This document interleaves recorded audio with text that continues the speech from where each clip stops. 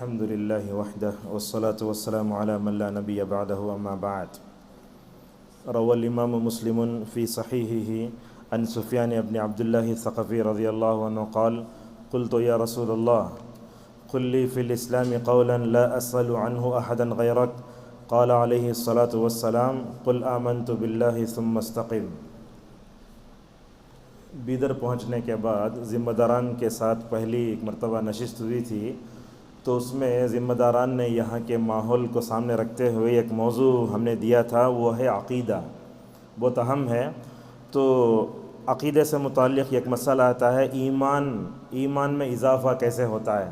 تو آج کے اس درس سے ایک 4-5 درس انشاءاللہ ہم اس بارے میں دیں گے. فجر میں اور عصر میں ایمان بڑھتا کیسے ہے. ایک حدیث میں نے آپ کے سامنے پڑھی، صحیح مسلم میں روایت ہے. جلیل القدر صحابی حضرت سفیان ابن عبداللہ ثقفی رضی اللہ تعالیٰ عنہ فرماتے ہیں کہ میں نے رسول اللہ صلی اللہ علیہ وسلم سے کہا: یا رسول اللہ، آپ مجھے ایسی نصیحت کرو اسلام میں کہ میں آپ کے بعد کسی سے اور سے نصیحت کا مطالبہ نہ کروں. تو نبی کریم صلی اللہ علیہ وسلم نے اس موقع پر 2 جملے ارشاد فرمائے. دیکھنے میں چھوٹے ہیں، 3 سیکنڈ بھی نہیں لگتے بولنے. وہ آپ نے کہا: اے سفیان، تم کہو میں اللہ پر ایمان لایا اور اس پر جم گیا. آپ جانتے ہیں اس دنیا میں سب سے بڑی دولت کیا ہے؟ ایمان ہے. اور مومن کا سب سے بڑا سرمایہ عقیدہ توحید ہے. مومن تجارت کے لیے بیٹھتا ہے دکان میں، اگر وہاں تجارت میں نفع نقصان ہوتا تو برداشت کر لیتا ہے، مگر وہ ایمان ایسے ہے کہ وہ ایمان میں کبھی کمی آنے نہیں دیتا اور وہ اپنے ایمان کو لٹنے نہیں دیتا. آپ دیکھیں رسول اللہ صلی اللہ علیہ وسلم کو مکے کی 13 سالہ زندگی میں آپ نے اپنے صحابہ کا ایمان ایسے فرمایا، آج بھی وہ ایمان افروز داستانیں پڑھتے ہیں تو ہمارے ایمان میں اضافہ ہو جاتا ہے. اور میں سمجھتا ہوں اس دنیا میں مختلف تحریکیں، تنظیمیں، جماعتیں کام کر رہی ہیں، مگر میں سمجھتا ہوں اہل حدیث یا سلفی اگر یہ دنیا میں نہ ہوتے تو توحید مٹ جاتی. یہ لوگ ہیں، توحید باقی ہے. تو یہ توحید بڑی اہمیت ہے، حامل ہے. لہذا ایمان و عقیدہ توحید کی دعوت کے لیے انبیاء علیہم السلام کو بھیجا گیا. سورۃ النحل میں آپ دیکھیں گے 14ویں پارے میں ایک سورت ہے، وہ تفسیر میں آگے آتی ہے. وہ اس سورت میں اللہ تبارک و تعالیٰ نے کئی نعمتوں کا ذکر کیا، مگر بتایا کہ ان تمام نعمتوں میں عقیدہ توحید بہت بڑی نعمت ہے. اسی لیے اللہ تبارک و تعالیٰ نے سورت کے شروع میں کہہ کر آگے کہا: وَلَقَدْ بَعَثْنَا فِي كُلِّ أُمَّةٍ رَسُولًا أَنِ اعْبُدُوا اللَّهَ وَاجْتَنِبُوا الطَّاغُوتَ. ہر نبی نے اپنے قوم کو عقیدہ توحید کی دعوت دی. اسی صورت کے آخر میں دیکھیں گے اللہ نے کہا: ادعو الی سبیل ربک بالحکمہ. اے اللہ کے نبی، آپ اپنے رب کے راستے کی طرف بلائیے. تو کیا سمجھ میں آیا؟ 3 باتیں سمجھ میں آئی اس صورت کی روشنی میں. عقیدہ توحید بہت بڑی نعمت ہے. دوسری بات یہ سمجھ میں آئی کہ ہر نبی نے اپنے قوم کو سب سے پہلے جو سبق پڑھایا وہ عقیدہ توحید کا تھا. اور دوسری بات یہ معلوم ہوتی ہے کہ عقیدہ توحید کو پا کر ہمیں اسے اپنے پاس نہیں رکھ لینا، خزانے کے سانپ نہیں بننا، بلکہ اس عقیدہ توحید کی نعمت کو دوسروں تک پہنچانا چاہیے. کل 11 بجے باہر ہم لوگ چائے پینے گئے تو ہمارے مصلیوں میں سے ایک آدمی آ کر ماشاءاللہ ہم سے سوال کرنے لگے. وہ سوال یہ تھا: جہاں قبریں ہوتی ہیں وہ نماز ہوتی ہے کیا؟ دوسرے مسلک کے لوگ بھی تھے. الحمدللہ ہم نے ان کو سمجھانے کی کوشش کی، دلائل دیے. ایسے ایسے چراغ سے چراغ جلتے ہیں. ہمیں حکمت سے، پیار سے، محبت سے عقیدہ توحید کو دوسروں تک پہنچانے کی مکمل طور پر ضرورت ہے. آج کا زمانہ دیکھتے ہیں بڑا پرفتن زمانہ ہے. آج ہمارے لیے سب سے بڑی اگر آزمائش ہے تو وہ ہمارا اپنا ایمان ہے. اسی لیے اللہ تبارک و تعالیٰ نے کئی جگہ کہا: وَمَا نَقَمُوا مِنْهُمْ إِلَّا أَن يُؤْمِنُوا بِاللَّهِ الْعَزِيزِ الْحَمِيدِ. دنیا والوں کی نظر میں مسلمانوں کا ایک ہی گناہ ہے، وہ گناہ ایک ہے کہ ہم اللہ تبارک و تعالیٰ پہ ایمان رکھتے ہیں. تو آج فتنوں کے اس دور میں، انحرافات کے اس دور میں دیکھتے ہیں کہ ہمارا ایمان بھی کمزور ہوتا چلا جا رہا ہے. ایک مثال میں آپ کے سامنے دیتا ہوں. موبائل خریدنے جاتے ہیں، خریدنے گئے تو سب سے پہلے دکان والے سے پوچھتے بیٹری پک اپ کیسا ہے. یہ لے کچھ لیتے ہیں آپ. یہ پہلی بات. دوسری بات کیا کہتے ہیں؟ ذرہ اگر کم ہوا تو پہلے چارجر کو چارج میں لگا دیتے، اور ایسا چارجر تلاش کرتے کہ کم وقت میں وہ چارج ہو جائے. تو میں آپ سے پوچھتا ہوں، سفر میں جاتے ہیں تو ڈیٹا آف کرتے بار بار کیوں؟ بولے تو بیٹری یہ ہو جا رہی ہے. برائٹنیس بھی کم کرتے کیوں؟ بولے تو بیٹری آپ کی حفاظت کرنا ہے. سفر میں گئے تو پاور بینک بھی ساتھ میں رہتا. میں آپ سے پوچھتا ہوں، آپ کو اپنے بیٹری کی اتنی فکر ہے، کبھی اپنے ایمان کی اتنی فکر نہیں ہوئی نا ہمیں؟ لہذا ہمیں جو ہے اپنی زندگی میں مکمل طور پر سوچنا چاہیے۔ لہذا ایمان جو ہوتا ہے نا وہ گھٹتا بھی ہے بڑھتا بھی ہے۔ علامہ ابن تیمیہ رحمۃ اللہ علیہ کہتے ہیں قرآنی آیات اور احادیث نبویہ سے ایمان کا گھٹنا اور بڑھنا ثابت ہے، بلکہ صحابہ کا اس بات پر اجماع ہے۔ ہمارے معاشرے میں کتاب عقیدہ طحاویہ جانتے ہوں گے آپ، وہ کتاب ماشاءاللہ عرب میں پڑھائی جاتی ہے، اور میں سمجھتا ہوں ہندوستان کے سلفی مدارس میں کتاب پڑھائی بڑی بہترین کتاب ہے۔ حالانکہ لکھنے والے بہترین عالم دین ہیں، تو عقیدہ طحاویہ کے شارح ہیں، ان کا نام ہے ابی العز وہ فرماتے ہیں والادلۃ علی زیادۃ الایمان ونقصانہ من الکتاب والسنۃ والآثار السلفیۃ کثیرہ۔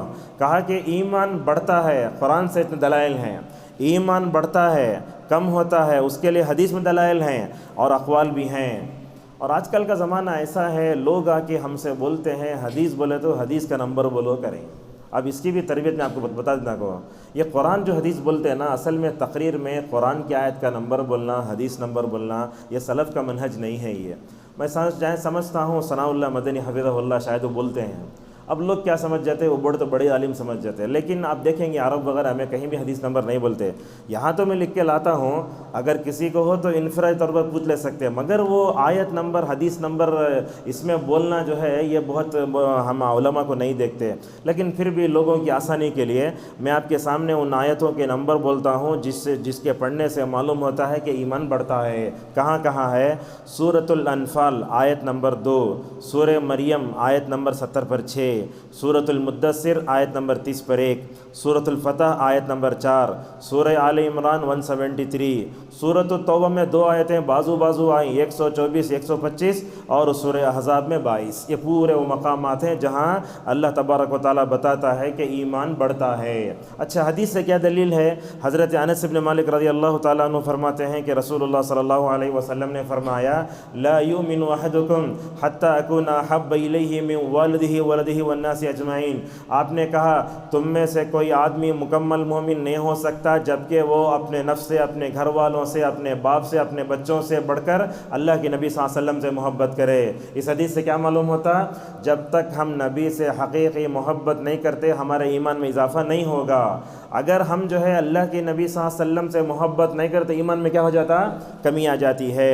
ابو الدرداء رضی اللہ تعالیٰ عنہ فرماتے ہیں من فقہ العبد ان یتعاہد ایمانہ وبالنقص منہ۔ ابو الدرداء رضی اللہ عنہ کہتے ہیں آدمی کی سمجھ کا اس بات سے اندازہ لگایا جا سکتا ہے، آدمی کو چاہیے کہ وہ اپنے ایمان میں اضافے کی سوچے، اپنے ایمان کی حفاظت کرے۔ کبھی کبھی دیکھتے گھروں میں جو ہے چھوٹے پیڑ لگاتے، اس کے اطراف میں جال لگاتے، بکری نہیں کھانا، پانی ڈالنا، یہ سب دنیا میں اتنا اہتمام ہوتا ہے نا، اس طریقے سے ہمیں اپنے ایمان کی بھی حفاظت کرنا چاہیے۔ حضرت عمر رضی اللہ عنہ کیسے ذی القدر صحابی تھے، جانتے ہیں ان کا ایمان کیسے تھا؟ جب وہ جاتے تو شیطان وہ دیکھ کر اپنا راستہ بدل لیتا تھا۔ وہ کیا وجہ تھی؟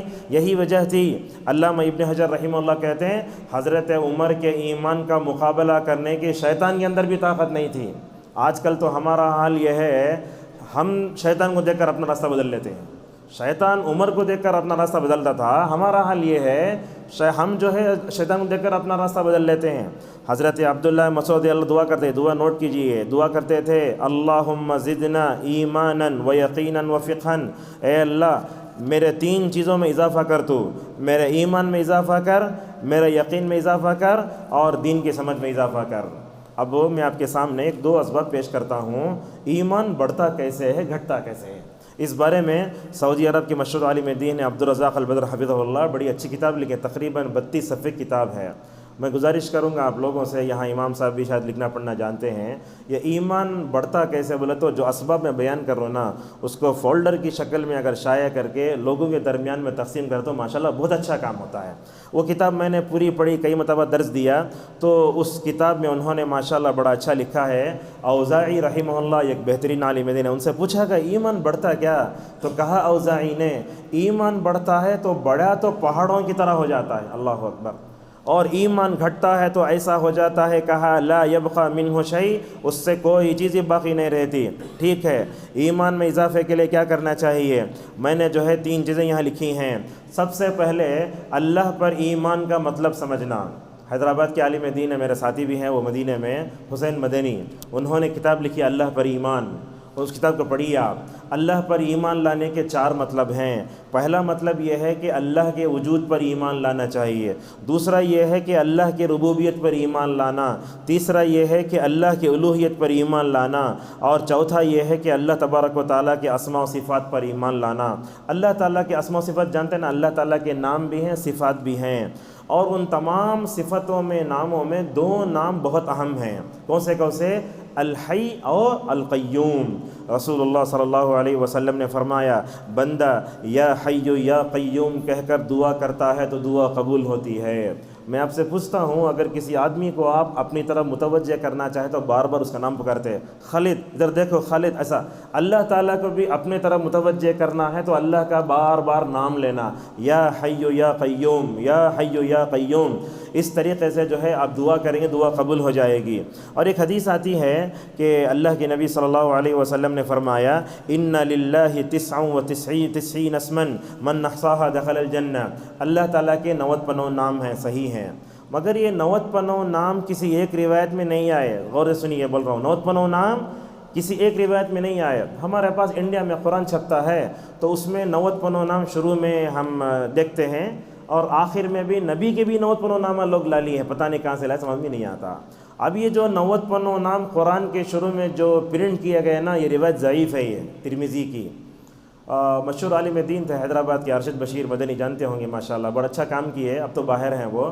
انہوں نے کیا کیا ہے، علماء سے، ایک کتابوں سے ماشاءاللہ پورے 100 نام صحیح جمع کیے ہیں۔ تو یہ جو نام ہم دیکھتے ہیں قرآن کے شروع میں، اس میں کئی نام غلط ہیں۔ میں آپ کو بتاتا ہوں، دیکھو، النافع، الضار، اور اسی طریقے سے اس میں ایک ہے المحیی، الباعث، الستار، اللہ کے ناموں میں نہیں ہے۔ اب پوچھیں گے ستار نام نے کیسا ہو، ستار کا مطلب کیسا ہے؟ علامہ البانی رحمۃ اللہ علیہ وہ مکہ سے جدے کو جا رہے تھے، راستے میں کیا ہو گئی، کار حادثہ کا شکل الٹ گئی، پورے لوگ باہر آ گئے، علامہ البانی باہر آئے تو جو لوگ کار الٹی نہ بولے یا ستار یا ستار پکارے، ہمیں پکارتے یا ستار نہیں بولنا۔ تو علامہ البانی دیکھو رحمۃ اللہ علیہ 99 میں ان کا انتقال ہوا، بڑے بہترین عالم دین، یہ تو سنت کے شعر تھے، بہت بہترین عالم دین۔ انہوں نے اس حادثے کے موقع پر بھی توحید و اسماء و صفات کے بارے میں جو غلطی اس کی اصلاح فرمائی، لوگوں سے کہا یا ستار مت بولو، یا ستیر بولو۔ دیکھو کیسا ہے، یہ ہوتی ہے علماء کی گہرائی۔ تو ستار، عبدالستار نام نہیں رکھنا، عبدالستیر رکھ سکتے آپ۔ اور ستیر کا مطلب کیا ہوتا ہے، پردہ ڈالنے والا۔ لہٰذا جو نام صحیح ہیں وہ نام یاد کرائیے، اگر کسی کو ہونا ہے تو انشاءاللہ وہ PDF میں میرے پاس موجود ہے، لکھ کر یہاں لگائیے، اور مکتب میں بھی شاید یاد کرائیں بچوں کو اللہ تعالیٰ کے 99 نام۔ مکتب میں بھی میں سمجھتا ہوں رمضان کے بعد یہ عمل شروع بہت اچھا ہوگا، اللہ آپ لوگ بھی یاد کریں اور اپنے بچوں کو بھی مکمل طور پر یاد کرائیں، صحیح نام مکمل طور پر کریں۔ اب لوگ کچھ بھی ہونا تو آج کل علماء سے جڑتے نہیں، پہلے یوٹیوب میں جاتے ہیں، یوٹیوب میں جا کے 99 نیمز کو لکھتے ہیں، اس میں میوزک کے ساتھ نام آتے ہیں۔ لہٰذا یہ نہیں ہے، اگر کسی کو ہونا ہے تو شاید کوسا ہے وہ، اس کا ممبئی کا IPS IS کچھ ہے، وہ I+ TV، اس میں تقی الدین کے ایک امام ہیں قاری عمر، جانتے ہوں گے وہ، ان کی آواز میں الحمدللہ وہ اللہ تعالیٰ کے 99 نام پڑھے ہوئے ہیں، وہ صحیح ہیں۔ لہٰذا جو بھی آتا ہے اس کو یہ نہ کریں، بلکہ بولنے کا مطلب یہ ہے کہ اللہ تعالیٰ کے ناموں کا مطالعہ کریں گے تو آپ کے ایمان میں اضافہ ہوگا، اور دعاؤں میں مکمل طور پر یہ کریں۔ اگر آپ توبہ کریں تو بولو یا غفور یا رحیم، اگر آپ اللہ تعالیٰ سے کچھ مانگنا چاہتے ہو یا وہاب، ایسا مکمل طور پر بولو۔ دوسری چیز ہے اپنے ایمان میں اضافہ کرنے کے لیے قرآن کا گہرائی سے مطالعہ کرنا۔ اللہ تبارک و تعالیٰ نے کہا وَإِذَا تُلِيَتْ عَلَيْهِمْ آيَاتُهُ زَادَتْهُمْ إِيمَانًا، کہا کہ آیتوں کی تلاوت کی جاتی ہے تو ایمان میں اضافہ ہوتا ہے۔ اب سوال یہ ہے کہ آپ تراویح میں یہاں کھڑے ہوتے ہیں تو اگر آپ کے ایمان میں اضافہ ہو گیا تو اللہ کا شکر ہے، اگر آپ کے ایمان میں اضافہ نہیں ہوا تو ذرا اپنے ایمان کو ٹٹولیے، کہاں ہوں میں۔ لہذا میں سمجھتا ہوں یہ پڑھنے والے کے تقوی کا اثر پڑتا ہے قرأت میں، جیسا کہ اللہ کے نبی صلی اللہ علیہ وسلم نے ایک بات یہ فرمائی، کہا اگر تم کسی کے خوف و خشیت اور تقوی کو دیکھنا چاہتے تو اس کی تلاوت کو دیکھ لو۔ اور خصوصاً میں آپ کو نصیحت کرتا ہوں مکہ مدینہ کی تلاوت غور سے سنو، بہت اچھی ہوتی تلاوت۔ ہمیں شارٹس میں کیا دیکھتے بلا بدتری تو وہ سب چیزیں، اگر وہ شارٹس میں اگر آپ حرمین کی تلاوت اگر دیکھیں گے نا ماشاءاللہ، چھوٹی چھوٹی صورت رہتی ہے، ماشاءاللہ ہمارے ایمان میں اضافہ کر دیتی ہے۔ اس وقت مجھے اپنے استاد کا تذکرہ کرنا آپ کے سامنے، جامعہ دارالسلام عمر آباد میں ایک استاد تھے، 70 سال پڑھا تفسیر، کوئی معمولی نہیں ہے۔ ان کے بارے میں کیا آتا تھا، جب وہ حج پر جاتے، عمرے کو جاتے، تو واپس آنے کے بعد طلبہ کے درمیان میں اپنے تاثرات بیان کرتے، میں حج کو گیا تو کیا ملا، میں عمرے گیا تو کیا ملا، یہ ایمان دیکھو کیسا ہے۔ بولتے جب میں وہاں جا کر قرآن سنا، ایسے لگ رہا تھا کہ قرآن ابھی اتر رہا ہے۔ یہ ماحول سب ہندوستان میں بہت کم اس طرح ملتا ہے۔ یہاں کیا ہے، اگر امام صاحب بھی کون تو بھی اگر خطبے میں رو لیے یا نہ تو نماز میں رو لیے، لوگ اب باتیں کرنا شروع کرتے ہیں، ان کو گیس کی شکایت آگی سکا ہے، یا نہیں تو پریشانی سکا ہے، پیسے نہیں سکا ہے، نہیں بولنا چاہیے۔ کوئی بندہ رویا تو اس کے رونے پہ حملے مت کرو۔ سفیان ثوری رحمہ اللہ ایک آدمی کو دیکھے بیٹھ کے رو رہا تھا، انہیں بولے ریاکاری نے، اللہ اکبر، وہ سفیان ثوری کی ادا اللہ کو پسند نہیں آئی۔ بولتے ہیں وہ نیک آدمی کی نیت پر حملہ کرنے کی وجہ سے 6 مہینے تک تہجد سے محروم کر دیا گیا، لہذا کسی کی نیت پہ ہمیں حملہ نہیں کرنا چاہیے۔ حضرت عبداللہ مسعود رضی اللہ عنہ ایسا قرآن پڑھتے تھے، آپ تو فرماتے ہیں روایت میں، جو آدمی آسمان سے قرآن تر و تازہ اترتا نا، اگر ویسا اگر پڑھنا چاہتا ہے تو ابن مسعود رضی اللہ تعالیٰ عنہ کی جو ہے تلاوت کو پڑھے۔ تو ہمارے پاس قرآن کی تلاوت ہوتی ہے مگر ہمارے دلوں پر اثر نہیں ہوتا، ہمارے ایمان میں اضافہ نہیں ہوتا، تو میں سمجھتا ہوں اس میں کچھ چیزیں رکاوٹ ہیں جن کو دور کرنے کی ضرورت ہے۔ پہلی چیز یہ ہے کہ ہم گناہوں سے دور ہو جائیں۔ دوسرا یہ ہے کہ قرآن سنتے وقت ہمارے اندر ادب ہونا چاہیے۔ آپ کبھی عرب میں دیکھیں کیا، 2 رکعت پڑھنے کے بعد مائک کا ساؤنڈ مطلب بڑھ جاتا، کم کراتے، آج تک ہوتا نہیں وہاں سے بھی، لیکن ہندوستان میں ہم دیکھتے ہیں یہ بات لوگوں کو تو بری لگتی ہے۔ بری لگنے کا مطلب نہیں ہے یہ، اب ساؤنڈ بڑا کم کرے زیادہ کرے، پانی کا باٹل لائے، لوگ پلٹ کے دیکھ رہے ہیں، اس طرح کا جو ماحول ہوتا نا ویسا کرے تو قرآن کا اثر ہمارے دلوں پہ نہیں ہوتا۔ ایک دم سکون کا ماحول ہونا، آدمی پہلے صف میں بیٹھا ہے تو سمجھو آپ اللہ کے سامنے بیٹھے، ادب سے بیٹھے رہیے آپ۔ اور یہ سب جو کام ہوتے ہیں، ساؤنڈ بڑھانا کرنا، مائک اچھا کرنا، اگر رمضان سے پہلے کر لیے تو ماشاءاللہ بہت اچھا، لیکن ہمارے پاس ہوتا کیا، جو چیزیں ملتی ہیں معیاری نہیں رہتی ہیں تو بیچ بیچ میں اس میں انگلی کرنا پڑتا، اس طرح کی چیزیں آ کر ہمارے جو ہے ماحول کو مکمل طور پر یہ کر دیتی ہیں۔ لہٰذا سکون کا ماحول ہو تو صحابہ اکرام بھی الحمدللہ قرآن پڑھتے تھے۔ ہم حرم وغیرہ میں دیکھتے تھے، وہ پڑھے تو کیا ہوتا، پیچھے جو لوگ آتے انہوں معنی سمجھتے نہیں، مگر امام رویا تو ماشاءاللہ سب بھی مل کر روتے رہتے۔ کیسے دیکھو، حضرت ابوبکر صدیق رضی اللہ عنہ مکے میں گھر کے آنگن میں کھڑے ہو کر قرآن کی تلاوت کرتے تھے، اللہ اکبر۔ ان کی تلاوت قرآن کا انداز ایسے تھا، کفار مکہ کی عورتیں کفر پر رہ کر ان کی قرآن کی تلاوت کو سن کر رویا کرتی تھی۔ آج ہمارا حال کیا ہے، ایمان کی دولت پا کر بھی ہمارے آنکھوں سے ایک آنسو نہیں آتا قرآن کی تلاوت کے۔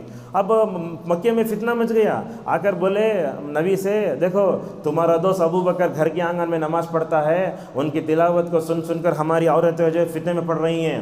اللہ کے نبی صلی اللہ علیہ وسلم نے حکمت سے کہا، ابو بکر تم ایسا کرو، گھر کے آنگن میں نماز پڑھنے کے بجائے گھر کے اندر جا کے نماز پڑھ لو۔ کیا تھا ابو بکر رضی اللہ عنہ کا انداز، رسول اللہ صلی اللہ علیہ وسلم بیمار ہوئے تو اللہ کے نبی نے عائشہ سے کہا، جاؤ ابا جان کو بولو میری جگہ کھڑے ہو کر نماز پڑھان دے۔